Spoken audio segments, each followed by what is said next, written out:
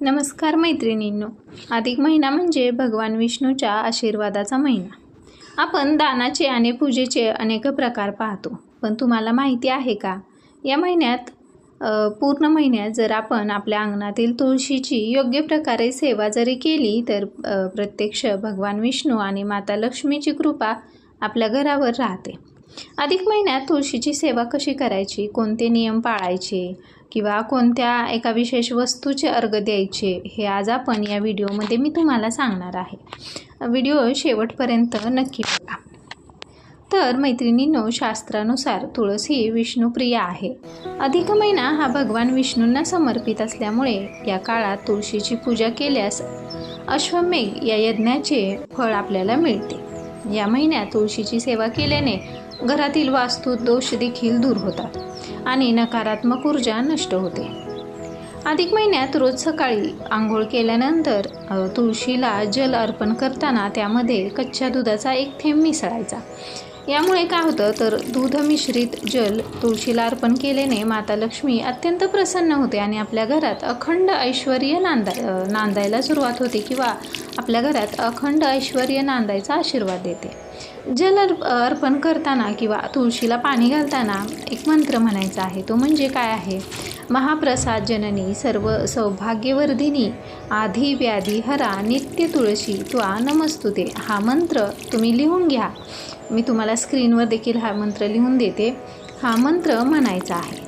त्यानंतर सायंकाळी म्हणजे संध्याकाळी आपण रोजच तुळशीला दिवा लावत असतो, पण या महिन्यात काय करायचं आहे, अधिक महिन्यामध्ये तुळशीसमोर दिवा लावताना विशेषतः काय करायचं तर तो तुपाचा दिवा लावायचा आणि तुळशीच्या शक्य असल्यास या महिन्यात काय करायचं, तुळशीला फेरे किंवा प्रदक्षिणा घालायची देखील मी तुम्हाला माहिती देणार आहे. तर पहिल्यांदा पाहूया, तुपाचा दिवा लावायचा. दिव्याच्या वातीचं तोंड हे उत्तर किंवा पूर्व दिशेला असावं याची काळजी घ्यायची. यामुळं काय होतं तर घरातील आजार पण दूर होते आणि विशेषतः मुलांच्या प्रगतीमधले जे अडथळे आहेत ते दूर होतात. त्यानंतर अधिक महिन्यात तुळशीची सेवा करताना काही चुका देखील आपल्याकडून होत असतात. तर त्या कोणत्या चुका टाळायच्या ते आपण पाहूया. तर काय करतात, लहान मुलं असतील किंवा आपल्याकडून देखील कधी कधी काय होतं, पटकन तुळशीचं पान तोडलं जातं. आपल्याला कधी सर्दी खोकला जाणवला, वातावरण आता बदलत चाललेलं आहे, त्यामुळं आपण काय करतो, आरोग्यासाठी आयुर्वेदिक असल्यामुळं तुळशीची पानं चहात किंवा काढा करताना आपण तोडतो.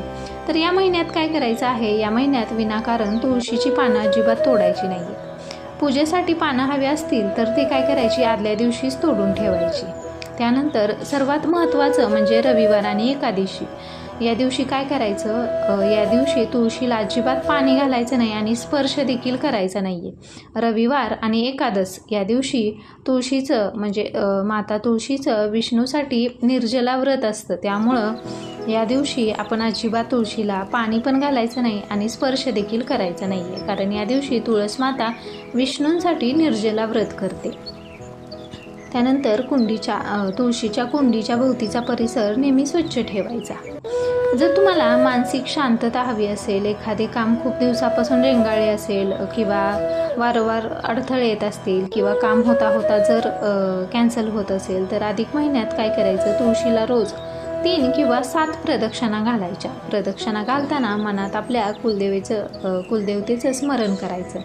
आता काय होतं, आपण शहरात पाहतो बऱ्याचदा गॅलरीत किंवा भिंतीच्या साईडला आपण तुळशीची कुंडी ठेवतो, तिथं काय आपल्याला प्रदक्षिणा घालता येत नाही. पण या महिन्यात काय करायचं, अशा ठिकाणी कुंडी ठेवायची की जेणेकरून आपल्याला प्रदक्षिणा घालता येईल आणि मग नंतर ती कुंडी उचलून जरी ठेवली आपण साईडला तरी चालेल.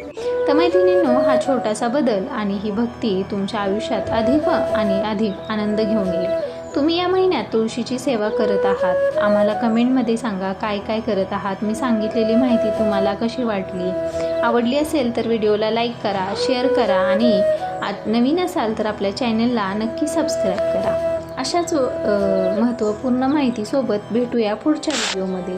धन्यवाद.